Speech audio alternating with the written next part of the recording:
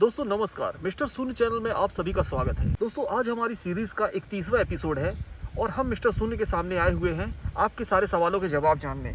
तो मिस्टर शून्य, आज का पहला सवाल यह है, दुनिया हिंदी से ज़्यादा अंग्रेजी को क्यों महत्व देती है?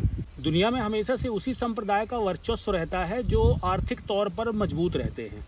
तो इसी के अनुसार यदि देखा जाए तो जो वेस्टर्न कंट्रीज़ थी, जिनकी जो मुख्यतः जो भाषा थी वह अंग्रेजी थी, उसका प्रभाव हमेशा से सभी देशों पर रहा है। क्योंकि व्यापार के रूप से देख लें या किसी भी तरीके से युद्ध की नीतियों से देख लें, तो हर क्षेत्र में आप देखेंगे कि जो वेस्टर्न कंट्रीज़ हैं वह आधुनिकता को ज़्यादा पकड़ करके चलती रही हैं हमेशा से। इसीलिए उन्होंने एक ऐसी छवि बनाई कि आज प्रत्येक देशों में अंग्रेजी का महत्व बढ़ता जा रहा है। हिंदी के साथ साथ हमारे यहाँ आपने देखा होगा बहुत सारी लोकल भाषाएं भी हैं जो अपने अपने क्षेत्र में बहुत प्रचलित हैं।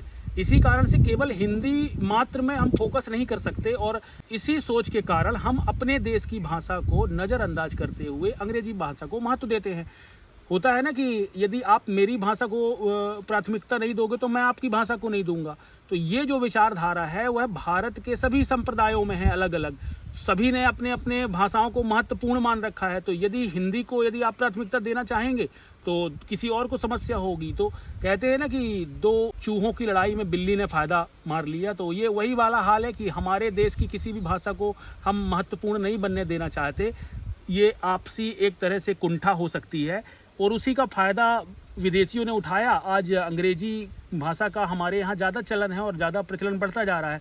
धीरे धीरे आप देखेंगे आज हमारे बच्चे अंग्रेजी के मानसिक गुलाम बन चुके हैं। ये अंग्रेजी से बच्चों को जोड़ने का जो वेस्टर्न कंट्रीज़ का जो उद्देश्य था वो यही था कि यदि एक बार अंग्रेजी से जोड़ दिया जाए पूरे विश्व को, तो इनके जो भी पूर्वज थे, इनके द्वारा जो भी दिया गया ज्ञान था उसका ट्रांसलेट करने वाले या उसे समझ पाने वाले कोई व्यक्ति नहीं होंगे। तो उसकी जो भी मर्जी आएगी उस तरीके से ये लोग ऑनलाइन में या किसी तरीके के, आपने देखा होगा कि आज पूरा ऑनलाइन जो वर्चस्व है या रोबोटिक्स का आने वाला जो समय है वह पूरे इन्हीं के कंट्रोल में जाने वाला है। तो ये अपनी मर्जी से किसी भी ग्रंथ की किसी भी स्क्रिप्चर को इंग्लिश में कन्वर्ट कर देंगे, फिर आप उसको कभी पता ही नहीं कर पाएंगे। यदि आपकी भाषाएं कम होती गई या उसको जो ज्ञानी लोग हैं उन्होंने अंग्रेजी का भाषा अपनाना चालू कर दिया, क्योंकि केवल भाषा जान लेना भर पर्याप्त नहीं होता। यदि आपके अंदर तर्क शक्ति है, यदि आप उसके बारे में विचार कर सकते हैं, ऐसे व्यक्ति यदि हिंदी के ज्ञान को समझ पाने में सक्षम होंगे तो निश्चित रूप से आज पूरे विश्व में भारत का नाम आगे बढ़ेगा। जैसे कि साजिश के तहत संस्कृत को धीरे धीरे लुप्त कर दिया गया ताकि एक जो ऐतिहासिक ग्रंथ हैं आप उनके ज्ञान को ना समझ पाएँ। फिर भी हमारे ज्ञानियों का इतना योगदान रहा कि उन्होंने हिंदी में इसको ट्रांसलेट करके हमारे लिए उपयोगी तो बना दिया। लेकिन जब इंग्लिश की भाषा में उनसे जुड़े हुए शब्द का अर्थ ही नहीं है तो आप किस प्रकार उसके ट्रांसलेट करोगे? यदि हिंदी भाषा में बात करें तो हिंदी तो हमारे यहाँ की भाषा थी, या आप हमारे यहाँ की कोई भी लोकल भाषा उठाएंगे तो उसमें आपको संस्कृत से संबंधित जो ज्ञान होगा उसका ट्रांसलेशन आपको अवेलेबल हो जाएगा। लेकिन आप अंग्रेजी की यदि बात करते हैं तो वहाँ आप किसी भी ज्ञान का ट्रांसलेशन, सनातन के ज्ञान का तो खासकर आप कर ही नहीं सकते। उसका कारण यही है कि उनको कभी भी आध्यात्म से कभी मतलब नहीं रहा। यदि उन्होंने महत्व भी दिया है तो केवल बाहरी स्तर तक दिया है ताकि हम जो भटके हुए लोग हैं, जो हमारे यहाँ के लोग हैं, जो किसी और धर्म में आकर्षित ना हो जाए कहीं शांति के चक्कर में, इसीलिए उनको किसी न किसी तरीके से जोड़ने के लिए आपने देखा होगा कि उनको आक्रामक रुख भी अपनाना पड़ा अपने धर्म में लोगों को जोड़ के रखने के लिए। कई लोगों ने बहुत कड़ी बंदिशें भी बनाई कि यदि आप हमारे धर्म को छोड़ के जाओगे तो आपके साथ ये करेंगे वो करेंगे। तो ये एक तरह का भय बनाने का प्रयत्न किया गया। उनको भी पता था कि धर्म में लोग जुड़ेंगे तभी जब सच होगा, और जब किसी मनुष्य के दुख धर्म से मिटते हैं, उसके साथ चलने से उसका जीवन आनंददायक होता है, तभी वह अपने धर्म का सम्मान कर पाता है। लेकिन यदि आपके धर्म में सत्यता ही नहीं है तो फिर कैसे आप उसको अपने साथ लोगों को जोड़ के रख सकते हो अपने लिए? इसीलिए आपको यह समझना होगा कि हिंदी भाषा केवल आपका गौरव ही नहीं है, हिंदी भाषा आपके ज्ञान का आधार है। अगर आप हिंदी भाषा को इग्नोर करने लगे या उसे समझने में आपने कमी कर दी तो आप बहुत से ऐसे शब्द हैं जिनके अर्थ को आप समझ ही नहीं पाएंगे। अब जैसे बात करें हम महाकाल, अब इस शब्द को जनरली लोगों का अर्थ ये होगा कि भोलेनाथ का एक नाम है महाकाल, बस उसी दृष्टिकोण से देखते होंगे। लेकिन यदि आप हिंदी के शब्द का अर्थ समझते हो तो आप समझ पाओगे महाकाल मतलब काल के भी ऊपर का जो महाकाल है उसे महाकाल कहा जा रहा है। मतलब काल के परे जो इस लिमिटेड टाइम में नहीं आ सकता उसे महाकाल कहा जा रहा है। जो शून्य तत्व है उसकी व्याख्या की जा रही है। तो ये छोटे छोटे शब्द हैं जरूर, लेकिन इनके मीनिंग बहुत बड़े हैं। जो काल का भी काल है, जिसके अंदर सारे काल आते हैं, उसी को हम महाकाल कहते हैं। और ये टाइम बियॉन्ड है, मतलब बियॉन्ड द टाइम है। तो टाइम के परे जो चीज़ चली जा रही है उसके बारे में उसकी व्याख्या महाकाल नामक शब्द से की जा रही है। लेकिन जब आप मीनिंग नहीं समझते तो उसको अगर इंग्लिश में ट्रांसलेट कर दिया जाए तो एक तरह से वो नाउन बन जाएगा, और जब नाउन बन जाएगा तो उसकी जो विशेषता है वो तो ख़त्म हो गई। आप समझ लीजिए, यदि हम आपको बता दें कि केवल पाई है, पाई का मान ना बताएं, तो क्या आप कैलकुलेशन कर पाएंगे? तो पाई को जानने के लिए, कि उस सिंबल को जानने के लिए उसके पीछे का आपको मान्य भी तो समझना होगा कि उसके पीछे की वैल्यू क्या है। तो आपको ये वैल्यू जो है वो संस्कृत और हिंदी भाषा में ही डिकोड आप कर पाएंगे। जब आप उसकी वैल्यू डिकोड नहीं कर पाएंगे तो आप एक बहुत बड़े बड़े ऐसे शब्द खोजे गए हैं जो आपके जीवन के पूरे दुख को समाप्त करने की क्षमता रखते हैं। आप उन शब्दों को समझ ही नहीं पाएंगे। केवल भौतिकता का ज्ञान ले लेने से आप सोच रहे होंगे कि अंग्रेजी भाषा को ज़्यादा महत्व दिए जाने से आपको रोजगार प्राप्त हो जाएगा या आप अच्छे पैसे कमा लेंगे, डॉलर में आप अर्न कर लेंगे। लेकिन आप ये भूल रहे हैं कि भौतिक जगत में आप कितना भी भागेंगे, कितना भी विचरण करेंगे, वह आपको तृप्त नहीं कर सकेगा जब तक कि आपको आध्यात्मिक ज्ञान में एंट्री ना मिले। इसीलिए आपको हिंदी भाषा का महत्व समझना होगा। साथ ही साथ अपने भारत की सभी जो मूल भाषाएं हैं उनका सम्मान रखते हुए उनमें से किसी एक भाषा को आप मुख्य बनाने का भले ही प्रयत्न कर लें, लेकिन हो सके तो आप इस विचारधारा से ऊपर उठें कि अंग्रेजी भाषा में कोई विशेषता है, क्योंकि जो खास बात आपको भारतीय भाषाओं में मिलेगी, जो गहराई आपको भारतीय शब्दों में मिलेगी, वो आपको दुनिया के किसी भी भाषा में नहीं मिल सकती। क्योंकि किसी भी शब्द के कई अर्थ होते हैं और उन अर्थों की जो व्याख्या है वह हिंदी और संस्कृत में ही बहुत अच्छे से अवेलेबल है, और उसी को हमें ध्यान देते हुए हिंदी भाषा का सम्मान रखना चाहिए, जो हमारी आने वाली पीढ़ी के लिए एक प्रेरणा का स्रोत भी बनेगा। और आने वाले समय में जो भारतीय संस्कृति का जो ज्ञान है कई भाषाओं में हम ट्रांसलेट कर सकेंगे, लेकिन यदि यह कार्य किसी बाहरी शक्तियों के द्वारा किया गया तो निश्चित रूप से आपके उन ग्रंथों की जो सही व्याख्या है वह आप तक नहीं पहुंचेगी। इससे न केवल आपका नुकसान होगा बल्कि आपके कारण जो पूरे विश्व को लाभ मिलने वाला था, जो अमृत मिलने वाला था मुक्ति का, वो इससे वह वंचित रह जाएंगे। तो कहीं ना कहीं आपने हमारे जो पूर्वजों के द्वारा खोजा गया ज्ञान था, आपने अपने स्वार्थ में या अपने भौतिक जगत के आकर्षण में आपने उसे नज़रअंदाज करने का प्रयास किया, तो उसका परिणाम तो पूरी पृथ्वी को ही भोगना पड़ेगा। इसीलिए आपको हिंदी भाषा का सम्मान करना अनिवार्य है। मिस्टर शून्य, आज का दूसरा सवाल यह है, क्या दुनिया को मंदिर मस्जिद के चक्कर में पड़ना चाहिए? यदि आप बात करें मंदिर, मस्जिद या चर्च, गुरुद्वारे की, यह एक मनुष्य के जीवन के आध्यात्मिक केंद्र कहे जाते हैं, जहाँ से मनुष्य अपने चेतना को ऊपर करने का ज्ञान प्राप्त करता है। तो यदि आप इन विषयों को मनुष्य से दूर करने का प्रयास करें या इनसे मनुष्य यदि दूर हो जाएगा तो आज मानवता जो है भौतिक जगत की वास्तविकता को कभी देख ही नहीं पाएगी। आज आप देखेंगे कि चाहे मंदिर हो या मस्जिद हो या गुरुद्वारा हो, वहाँ उसे बनाने के उद्देश्य क्या थे? उसे बनाने का उद्देश्य यही था कि मनुष्य अपनी आत्मा में समा सके, मनुष्य अपनी आत्मा में जा सके, मनुष्य इस संसार के भौतिक जगत को पहचान सके और अपने जीवन के उद्देश्य से अवगत हो सके। जब अपने जीवन के आप उद्देश्य से परिचित हो जाते हो तो इस संसार के आप माया जाल को समझ जाते हो, इस भ्रम में आप फंसते नहीं हो, अपनी भौतिकता से आप बाहर निकल आते हो। इसी कारण ये सब मंदिर और मस्जिद और गुरुद्वारे जैसी चीज़ें आपके लिए बनाई गई हैं। आप यदि रूढ़िवादी विचारधाराओं के कारण इनसे हटना चाह रहे हैं या कोई हटना चाहेगा तो यह उनके लिए विनाश का कारण ही बनेगा। लेकिन आज का समय क्या हो रहा है, आप देख रहे होंगे कि जो युवा पीढ़ी है खासकर, वह आध्यात्मिक जगत की ओर आकर्षित नहीं होती। मतलब उन्हें यदि आप मंदिर में अगर वो जाते भी हैं तो वो रील्स बनाते नज़र आते हैं या फोटोग्राफी करते नज़र आते हैं। बहुत कम युवा ऐसे होंगे जो भगवान की तरफ आस्था लेकर के आगे बढ़ते होंगे। ज़्यादातर लोग टूरिस्ट बनकर ही अपने आध्यात्मिक केंद्रों में विजिट करते हैं। और यदि आप देखेंगे कि जो इस मानसिकता से मंदिर, मस्जिद या गुरुद्वारे जाते हैं कि केवल घूमने के उद्देश्य से, तो वह कभी भी अपनी ऊपर वाली चेतना है उस तक कभी वो जुड़ ही नहीं पाते। इसीलिए आप देखेंगे कि वो भले कितनी बार भी अपने आध्यात्मिक केंद्रों में गए हों लेकिन वह दुखों में फंसे रहते हैं। इसी कारण से बच्चों को यह शिक्षा देनी होगी कि इन केंद्रों पर क्या ज्ञान दिया जाता है, उस ज्ञान की मनुष्य के जीवन में क्या उपयोगिता है। जब तक आप उसके वास्तविक अर्थ से हमारी युवा पीढ़ी को अवगत नहीं करवाएंगे तब तक उनका इंटरेस्ट इन जगहों पर जाने का नहीं होगा। यदि वह जाते भी हैं तो वह उस उद्देश्य से नहीं जाते जिन उद्देश्यों के लिए वह स्थान बनाए गए हैं।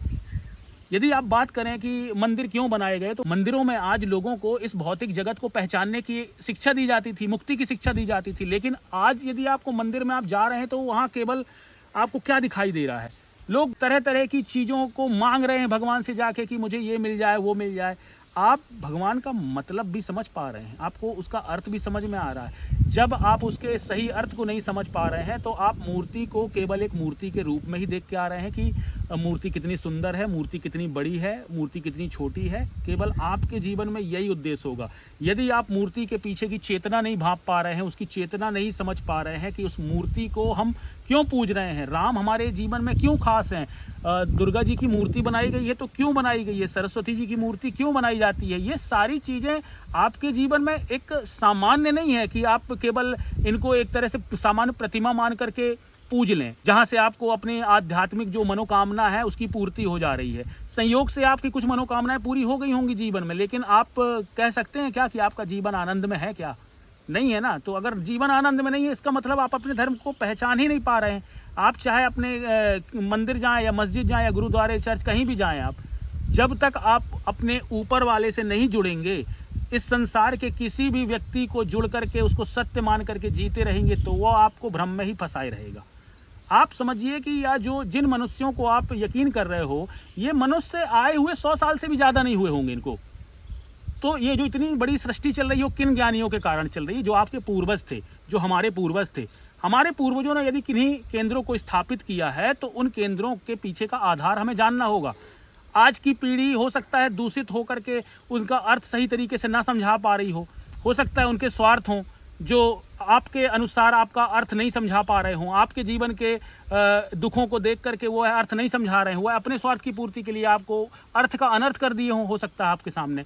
तो आप अपने ग्रंथों को खुद जाइए, खुद पढ़िए, तब जा करके आप मंदिर का भी मतलब समझेंगे, मस्जिद का भी अर्थ समझ पाएंगे और अपने गुरुद्वारे और चर्च का भी अर्थ समझ पाएंगे। तो आप अपने अपने आध्यात्मिक केंद्रों का महत्व समझिए, क्योंकि इस विज्ञान के जगत से आप अपने सभी उद्देश्यों की पूर्ति नहीं कर सकते। कुछ ऐसे उद्देश्य होते हैं जो आपको अपनी जीवन में अपनाने आवश्यक हैं, नहीं तो आपका जो किसी भी भौतिकता को आप प्राप्त कर लेंगे या कितनी भी आपके सामने संपत्ति आ जाएगी, लेकिन आपके जीवन में वो आनंद ही नहीं आएगा। यह उसी सब चीज़ों को सीखने का एक मार्ग है अध्यात्म। तो आपको अपने अपने केंद्रों में उनका महत्व समझना होगा और अपनी आत्मा तक पहुंचने के लिए मार्ग भी अपनाना होगा जो आपके पूर्वजों ने बलिदान देकर के अपनाया था।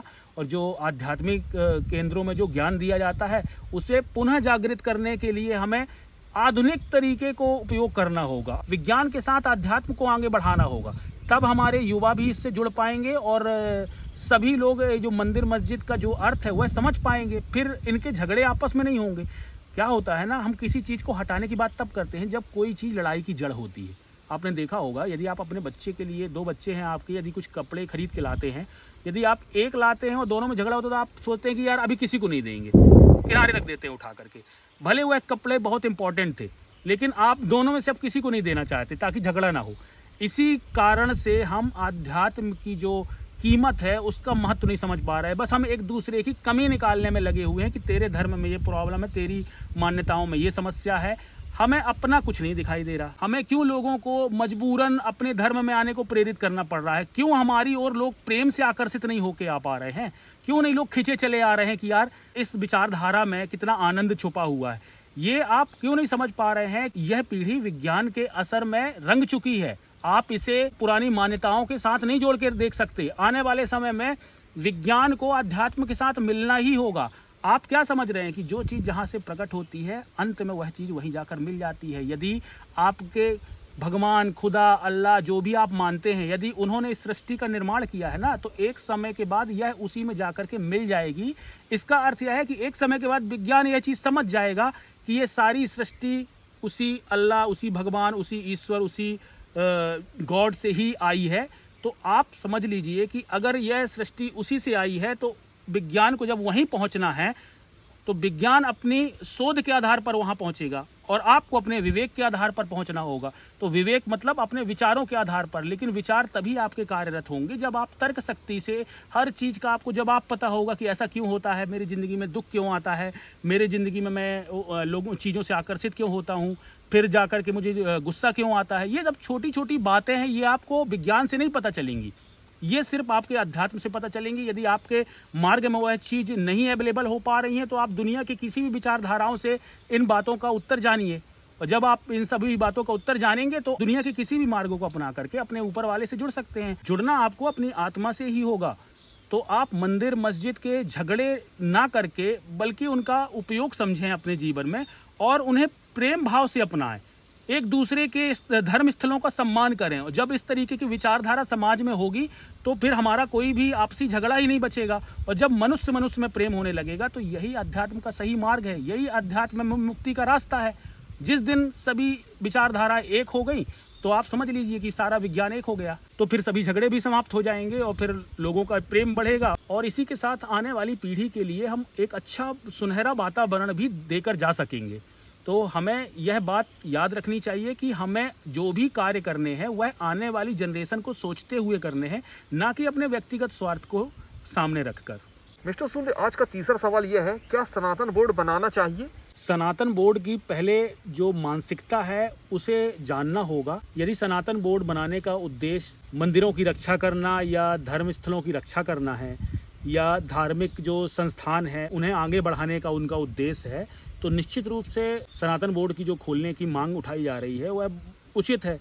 क्योंकि यदि आप बच्चों के अंदर संस्कार डालने के लिए या बच्चों को शिक्षित करने के लिए सनातन बोर्ड बनाना चाह रहे हैं तो यह आपके समाज के हिसाब से भी अच्छा कदम होगा और इस देश के लिए भी अच्छा कदम होगा। क्योंकि आज की आधुनिक समय में आप देख रहे होंगे कि बच्चे दिशाओं में भ्रमित हो रहे हैं, कई जगह पर उनका जो आकर्षण है उनके दुख का कारण भी बन रहा है। इसीलिए सनातन बोर्ड यदि बनता है और अगर वह इस तरीके की शिक्षा की व्यवस्था करता है जिसके कारण बच्चों को आध्यात्मिक शिक्षा दी जा सके और बच्चों के अंदर धर्म के प्रति जागरूकता फैलाई जा सके, तभी यह सनातन बोर्ड अपनी एक अच्छी भूमिका भी निभा सकेगा। सनातन की ऐतिहासिक जो परंपराएं हैं या जो सभ्यता चली आ रही है उन सभ्यताओं के अनुसार सभी महापुरुषों के बारे में बताना या उनकी जीवनियों के बारे में बता करके बच्चों को जागृत करना, यह एक सनातन बोर्ड जो है उसका उद्देश्य होना चाहिए। अगर सनातन बोर्ड इस उद्देश्य से बन जाए कि हम अब जो धर्म है उसको भी अपने कंट्रोल में लेंगे और जो पूरा जो तंत्र है उसको भी हम नियंत्रित करके आगे बढ़ेंगे और हम कुछ ऐसी नियम बनाएंगे कि अगर आप ऐसा करते हो तो आप सनातनी हो, अगर आप ऐसा नहीं करते तो आप सनातनी नहीं कहलाओगे।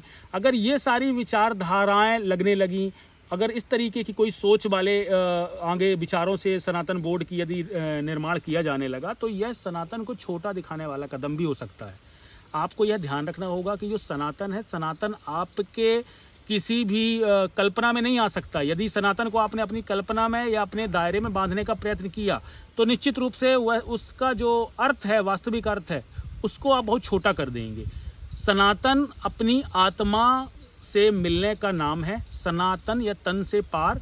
तो आपको यह समझना होगा कि जो आपका बोर्ड है उसका उद्देश्य इस सनातन को आगे बढ़ाना होना चाहिए, सनातन को नियंत्रित करने नहीं। आपके नियम कानून इस प्रकार नहीं होना चाहिए कि आप इस पृथ्वी के किसी भी जीव को सनातनी होने के अधिकार से वंचित करने का हक रखते हों। आप यदि इस तरीके की सोच रखेंगे तो आप अपनी जो अथॉरिटी है, जो भगवान के द्वारा अथॉरिटी दी गई है, जो शिव के द्वारा अथॉरिटी दी गई है, आप उसका नियंत्रण अपने हाथ में लेना चाह रहे हैं। सनातन बोर्ड बनाने का जो उद्देश्य है, पहले उसके बारे में ये चीज़ विशेष ध्यान रखना चाहिए। जो सनातन को मानने वाले हैं, उस विचारधारा को जानने वाले हैं या जिनके नियंत्रण में यह बोर्ड बनाया जा रहा है, तो उन्हें इस बात का विशेष ध्यान रखना चाहिए कि कहीं ऐसा न हो कि आने वाले समय में लोग सनातन को अपने नियंत्रण में रख कर के उसकी व्याख्या करने लगें या भगवान को अपने अनुसार गढ़ने का प्रयास करने लगें। यदि आपने भी बाकी की विचारधाराएं जो विश्व में उपलब्ध हैं, यदि आप उनकी तरह उन्हीं के मार्ग में जाने लगेंगे तो फिर आपका जो सनातन है वह तो जड़ बन जाएगा। और सनातन का मतलब समय काल या भौतिकता से परे होता है। तो आप जो अभौतिक ज्ञान है उसको अपने नियंत्रण में तो आप रख नहीं सकते। बस हमें लोगों को वहाँ उस अभौतिकता तक पहुँचाने का एक मार्ग बनाने के उद्देश्य से सनातन बोर्ड बनाना चाहिए, ना कि हम केवल इस दिशा से आगे बढ़ें कि हम हर चीज़ को अपने नियंत्रण में रख कर के पूरे कंट्रोल के साथ एक तरह से तानाशाही करना चाह रहे हों। क्योंकि यहाँ लोगों को शिक्षित करने के लिए आपको वेद, गीता, ये ग्रंथ दिए गए हैं। आपको उन ग्रंथों की शिक्षा देते हुए आगे बढ़ना होगा और इसीलिए सनातन बोर्ड आवश्यक है। उसका उद्देश्य केवल सीमित नहीं होना चाहिए कि जहाँ आप कुछ मंदिरों की संरक्षण कर सकें और केवल आप बच्चों के लिए शिक्षा का प्रबंध कर सकें, बल्कि बच्चों के जीवन में प्रकाश लाने के साथ साथ आपको विश्व में शिक्षा देने के काम को आगे बढ़ाना होगा। क्योंकि सनातन का जो वास्तविक जो ड्यूटी है सनातन की, वह पूरे विश्व को शिक्षित करने की है। तो सनातन बोर्ड का उद्देश्य यदि पूरे विश्व को साथ में लेकर के आगे बढ़ने का हो, पूरे देश पूरे विश्व को साथ में सनातन की शिक्षा देना हो, या सनातन में जो आत्मा का ज्ञान है, आत्मा तक पहुंचने का जो ज्ञान है, उसका उद्देश्य पूरे विश्व में फैलाने का अगर सनातन बोर्ड का उद्देश्य होगा, तो निश्चित रूप से यह बोर्ड जो है आगे चल करके बहुत ज़्यादा विख्यात होगा और सभी नागरिकों का इसको पूरा समर्थन भी मिलेगा। लेकिन यदि किसी भी प्रकार की कट्टरता के उद्देश्य से यह बोर्ड बनाया जा रहा होगा, तो इससे सनातन की क्षति ही होगी। सनातन से ज़्यादा सौम्य या सनातन से ज़्यादा सत्य आपको किसी और विचारधारा में देखने को नहीं मिलेगा। इसीलिए आपको यह चीज़ याद रखना होगा कि सनातन को उसके वास्तविक प्रकाश में हमेशा चमकते रहने देना है। उसमें हमारे अपने रंग को चढ़ाने का प्रयास नहीं करना है। हमें अपनी किसी भी तरह की सोच सनातन पर थोपने का प्रयास नहीं करना है। जिस तरीके से सनातन इस आत्मा में समाया हुआ है, उसी आत्मा में जुड़ कर के हमें लोगों के साथ जुड़ना है। और इसी सोच के साथ सनातन बोर्ड यदि बनाया जाएगा तो समाज में एकता भी आएगी और एक अच्छी शिक्षा के कारण हमारे बच्चे जो हैं वो शिक्षित भी होंगे। और फिर जब आपकी जो शिक्षा है वह समाज में सकारात्मक परिणाम देती है, तो फिर वहाँ लोगों का आकर्षण बढ़ने लगता है। फिर आपके देश के साथ साथ बाकी के देश भी उस चीज़ों से प्रेरित होते हैं। इसीलिए हमें एक सनातन बोर्ड बनाने के साथ साथ कुछ बिंदुओं पर ध्यान रख के अवश्य इस बात को आगे बढ़ाना चाहिए। मिस्टर सुन, आज का चौथा सवाल एक व्यूअर ने हमसे पूछा है, कोई अंकल या आंटी बोले तो बुरा क्यों लगता है? यदि मनुष्य अपने शरीर से जुड़ कर के रहेगा, तो जो शरीर की बढ़ती आयु है उसके लिए हमेशा उसके दुख का कारण तो बनेगी। कभी भी आपने देखा होगा कि जब आप बच्चे होते हैं तब आपको इन सब बातों से बिल्कुल भी महत्व नहीं होता कि आपके जीवन में कि हमें कोई बच्चा बोल रहा है, हमें कोई छोटा बोल रहा है या बड़ा बोल रहा है, क्योंकि आप उस समय अपने जीवन के वास्तविक आनंद को महसूस कर रहे होते हैं। वहाँ आपका जो विचारधारा होती है बचपन में, वह एक ईमानदारी की होती है। मतलब आपके जीवन में दिखावा नहीं होता, इसी कारण से आप खुलकर के जीवन जी पा रहे होते हैं। लेकिन जैसे जैसे आपकी आयु बढ़ती है तो आपका जो दिखावा होता है आपके चेहरे पर आधारित होता है। मतलब आप दुनिया से जो जुड़ रहे होते हैं वह अपने शरीर के जो आकर्षण है उससे जुड़ना चाहते हैं। इसीलिए आपको अपनी उम्र के अनुसार यदि कोई आपको अंकल या आंटी बोल देता है तो आपको वह बात बुरी लगती है, क्योंकि आप अपने आप को देख तो रहे हैं कि अभी आपकी आयु कम है, लेकिन जो बाहर वाला है या जो कोई दूसरा है उसको देखने में आप उस प्रकार से प्रतीत हो रहे हैं। इसीलिए उसने आपको अंकल या आंटी कहा है। आप ये समझ लीजिए कि दुनिया में जब भी आप भी किसी को देखते हो तो आप अपनी नज़र से दुनिया देखते हो कि सामने वाले के दृष्टिकोण से। तो आपको यही समझना होगा कि सामने वाला भी यदि आपको देख रहा है तो वो अपने दृष्टिकोण से ही आपको देखेगा। कोई भी व्यक्ति आपके प्रति कोई भी विचारधारा रख ले या कोई भी बात आपको कह दे तो आपको वहाँ बुरा नहीं मानना चाहिए। स्पेशली कि जो शारीरिक तौर पर आपके साथ जुड़े हुए बातें हैं या जो आपको कमेंट्स बुरे लगते हैं उसके आपको इसलिए बुरा नहीं मानना चाहिए, क्योंकि आपका जो देह है वह समय के साथ जो चक्र है उसी चक्र के अनुसार बढ़ेगा। आप कॉस्मेटिक्स लगा करके या किसी चीज़ की सर्जरी करवा के आप इसको कम करने का प्रयास अवश्य कर सकते हैं, लेकिन जो आपकी अंतरात्मा से जो खुशी मिलने वाली है वह केवल आपके शारीरिक सुंदरता से नहीं मिलने वाली है। आपको अंकल आंटी कोई ना बोले तो इससे आपको कोई गौरव की प्राप्ति नहीं हो जाने वाली। आपके अंदर का जो आनंद है वह तभी मिलेगा जब आप अपनी खुशी या अपनी सुंदरता किसी और की आंखों से न देखकर अपनी आंखों से पहचानने लगेंगे। यदि आप अपनी सुंदरता को अपनी आंखों से देखने लगे, आप अपनी आत्मा की खूबसूरती पहचानने लगे, तो फिर आपको कोई आंटी बोले, अंकल बोले या दादा दादी बोले, आपको कभी फर्क नहीं पड़ेगा। आप अपनी आत्मा में स्थिर हो तो आप दुनिया के किसी भी जो वाक्य हैं उनसे आप क्रोधित नहीं होगे। बुढ़ापे में कोई अंकल बोल रहा है तो आप बहुत खुश हो जाएंगे, क्योंकि वहाँ आपको युवा होने की फीलिंग आ रही। तो यही चीज़ है कि आप हमेशा अपनी जो विचार है ना उसमें शारीरिक तौर पर बहुत पीछे चल रहे होते हैं। आपने देखा होगा बहुत समय तक हम अपने माता पिता से लाड़ दिखाते रहते हैं, बहुत ज़्यादा आयु तक हम कोशिश करते हैं कि हम बच्चे ही बने रहें। यही विचारधारा हमें अपने आप को छोटा बनने के लिए प्रेरित करती है, जबकि आयु के बढ़ने से या आयु में अंकल आंटी हो जाने से आपके जो विवेक है उसमें कमी नहीं आ जाती। आपको अपनी जो सुंदरता है वह आपके ज्ञान से देखनी होगी। जिस दिन आप अपने ज्ञान से अपनी सुंदरता देखने का प्रयास करेंगे तो फिर आपको अंकल आंटी बोलने पर कभी बुरा नहीं लगेगा, और ना ही किसी तरह की शारीरिक अभद्रता से जुड़ी हुई कोई टिप्पणी यदि आप पर करता है तो उसका भी आप बुरा नहीं मानेंगे। क्योंकि आप जब अपनी आत्मा की सुंदरता पहचान जाएंगे तो ये शरीर की सुंदरता का कोई मोल नहीं रह जाता। मिस्टर शून्य, आज का आखिरी सवाल यह है, क्या आज भी महाभारत चल रही है? महाभारत का अर्थ क्या होता है कि धर्म और अधर्म का युद्ध। तो धर्म का अर्थ होता है जो इस प्रकृति के साथ तालमेल बना करके चलने वाली धारणा हो, उसी को धर्म कहते हैं। और जो इसके विपरीत हो, जिससे मानवता को कष्ट हो जीवन में या किसी तरीके की प्रकृति को हानि हो, तो ऐसी किसी भी विचारधारा का समर्थन करने वाले व्यक्ति को अधर्मी कहते हैं। तो हमें इन्हीं दो तरह के व्यक्तियों को पहचानते हुए हमें संसार में यह चीज आंकना होगा कि क्या वाकई में आज महाभारत चल रही है या नहीं चल रही। आज किस तरीके के लोग दुनिया में राज कर रहे हैं, शक्तिशाली लोग हैं, वह क्या हमारा उपयोग करके केवल अपना जीवन वो अच्छा करना चाहते हैं या उस प्रकृति के साथ तालमेल बना करके रह रहे हैं। क्योंकि इसे हमें इस तरह से देखना होगा कि ये संसार है, संसार नहीं है, एक तरह से आपका घर है। अब आपके घर में मान लीजिए 2 लोग हैं जिनके कारण पूरा ये घर चलता है।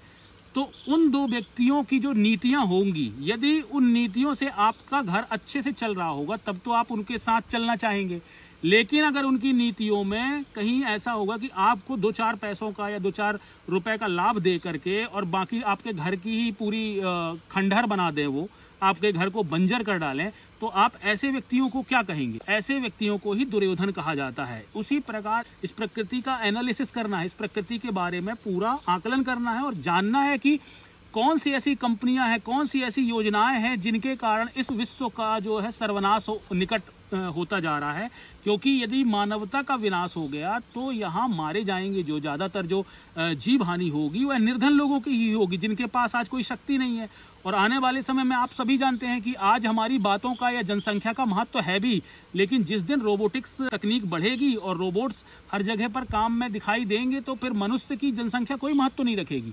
फिर जिस देश के पास जनसंख्या कम है वह सभी जगह पर रोबोट्स बना करके उन जनसंख्या की पूर्ति कर सकेगा, बल्कि वह आपसे भी ज़्यादा कैपेबल देश कहलाएगा, क्योंकि वहाँ तो उनके मेंटेनेंस कॉस्ट कम आएगी। एक व्यक्ति को मेंटेन करने के लिए ज़्यादा उस पर रिसोर्सेज खर्च होते हैं, रोबोट के रिसोर्सेज भी कम खर्च होंगे और वो आपसे ज़्यादा कैपेसिटी रख सकेगा।